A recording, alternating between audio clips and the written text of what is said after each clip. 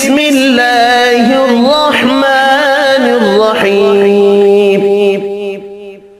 آمن الرسول بما أنزل إليه من ربه والمؤمنون كل آمن بالله وملائكته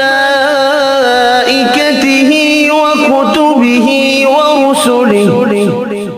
لا نفرق بين أحد من رسله